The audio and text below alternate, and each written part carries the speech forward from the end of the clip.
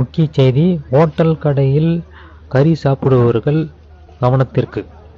So இப்போ நாம் இந்த வீடியோவில் பார்த்துட்டு இருக்கிறது என்ன அப்படின்னு பார்த்தீங்கன்னா, இவ்வளோ பண்டல்கள் வந்து கொண்டு வந்திருக்கிறாங்க. ஆனால் இதை பார்த்தா நமக்கு ஏதோ பேல் மாதிரி தெரியும்.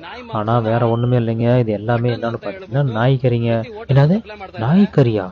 ஆமாங்க, 14,000 கிலோ நாய்கறியை வந்து இந்த மாதிரி மூட்டை மூட்டையாக கொண்டு வந்திருக்கிறாங்க. அதுவும் ராஜஸ்தான்லேருந்து கொண்டு வந்திருக்கிறாங்க.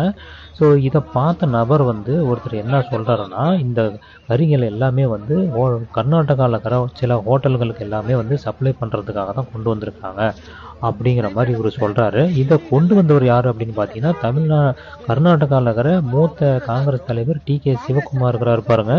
அவர், அப்புறம் முதல்வர் சித்தராமையாவுடைய நெருங்கிய நண்பரான அப்துல் ரசாக் அப்படிங்கிறவர் தான் கொண்டு வந்திருக்கிறாரு. அதனால் நீங்கள் ஹோட்டல் கடையில் கறி சாப்பிட்றவங்களா இருந்தீங்கன்னா கண்டிப்பாக நீங்கள் சாப்பிடலாமா வேணாமான்னு முடிவு பண்ணிக்கோங்க.